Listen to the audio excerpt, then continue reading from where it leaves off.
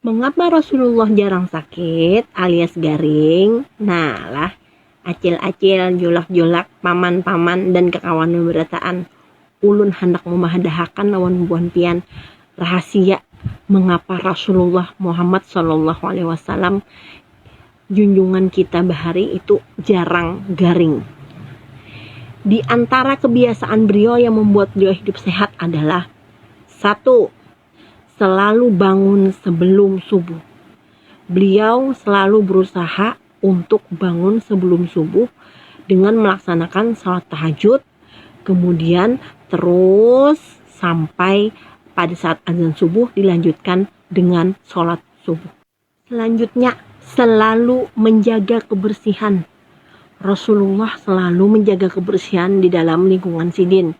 Baik itu tubuh sidin sendiri dengan melakukan mandi ataupun dengan lingkungan sidin. Maka kada salah apa yang bepadah jar orang.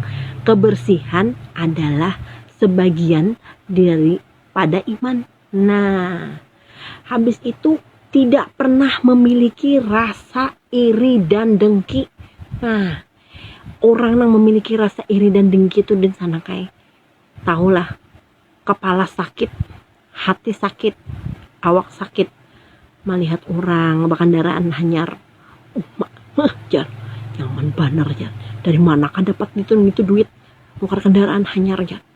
Jangan-jangan hasil korupsi. Jar. Nah, itu adalah termasuk perbuatan iri dan dengki yang membuat hati kita kada nyaman, kepala kita kada nyaman, perasaan kita kada nyaman, dan itu secara tidak langsung mengganggu kesehatan kita. Selanjutnya, selalu berpikir positif dan optimis. Kita sebagai manusia itu harus optimis, harus berpikiran positif. Jangan selalu berpikiran buruk atau bersuudzon dengan orang lain alias berburuk sangka. Itu dapat pengaruhi juga kejiwaan kita. Kita jadi muar lawan orang. Pikiran kita tuh selalu aja berpikiran negatif dengan orang.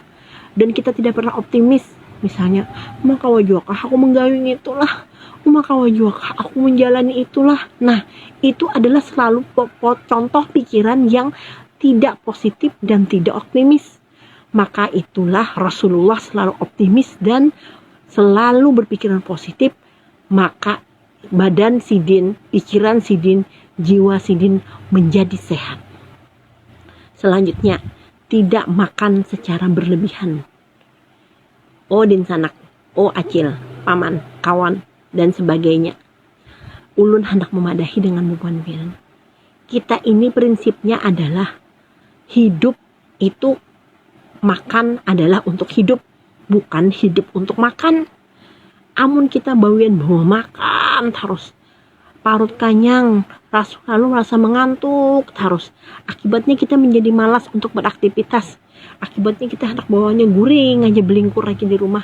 Nah, di dalam badan yang tidak melakukan bergerakan itu akan mudah menjadi sakit.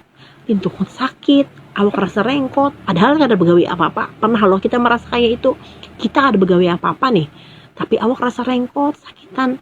Itu akibat daripada kekenyangan. Salah satunya membuat kita menjadi malas bergerak, dan itulah malah yang membuat menjadi badan kita menjadi sakit. Selanjutnya, tidak pernah marah. Rasulullah itu tidak pernah marah. Apa penyebab sini tidak pernah marah? Itu tadi Bang, selalu berpikiran positif dan selalu optimis dalam menjalankan sesuatu.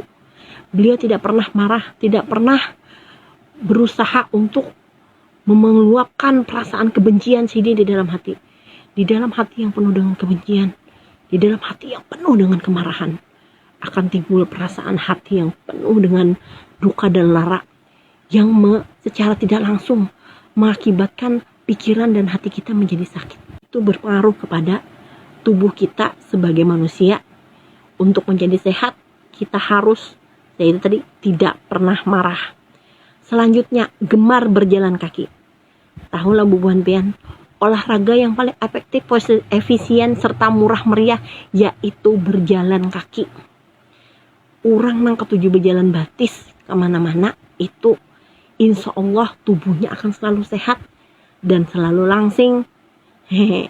Jadi mun awak langsing, mun handak langsing, mun anak sehat nih, buat ibu-ibu ke bapak-bapak, yaitu dianjurkan untuk berjalan kaki minimal 30 menit sehari.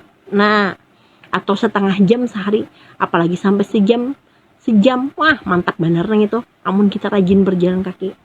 Nah, dan yang terakhir adalah mudah memaafkan. Orang yang mudah memaafkan akan membuat hati kita menjadi nyaman, aura positif yang terdapat di diri kita menjadi nyaman, pikiran kita menjadi positif, hati kita menjadi tenang dan menjadi damai. Dan itu secara tidak langsung menjadikan badan kita dan juga pikiran kita selalu sehat. Nah, itulah tadi bubuhan din sanakai, paman-paman acil-acilai dan kekawanan berataan, mengapa Rasulullah itu jarang sakit. Rasulullah sudah mengajarkannya dan mencontohkannya kepada kita sebagai umatnya melalui cara hidup sidin sehari-hari dan pola pikiran sidin, supaya badan kita menjadi sehat, pikiran kita menjadi tenang, dan hati kita menjadi damai. Barakallahu fikum.